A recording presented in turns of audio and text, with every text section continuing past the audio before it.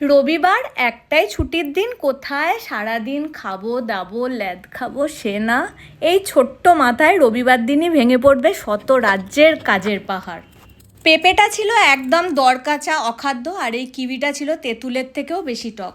Breakfast করে নিয়ে গবা চলে গিয়েছিল বাজার করতে।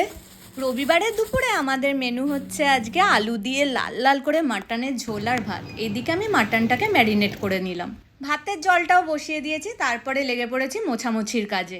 এইদিকে তো ভাতও মোটামুটি হয়ে এসেছে। এইদিকে আমি পেঁয়াজ সব কেটে নিলাম, দিয়ে কড়ায় তেলটা বসিয়ে দিয়েছি। অমনি বেজে উঠলো ফোন, চলে এসেছে একটা পার্সেল। এইদিকে আমি আবার মাটন রান্নার কাজে লেগে পড়েছি। আলুগুলোকে বেশ লাল লাল করে ভেজে নিয়েছি, তারপরে মাংসটাকে ভালো করে কষিয়ে নিয়ে প্রেসারে দিয়ে দিলাম। মাংসটা প্রেসারে যতক্ষণ হলো তার মধ্যে আমি স্নান ধান করেও চলে আসলাম। এরপরে কবজি ডুবিয়ে খেয়ে ভাত ঘুম দেওয়ার পালা। রবিবারের দুপুরের খাবার তো জমে একদম ক্ষীর। আজকের মতো এইটুকুই, নতুন ভিডিও নিয়ে দেখা হচ্ছে খুব তাড়াতাড়ি।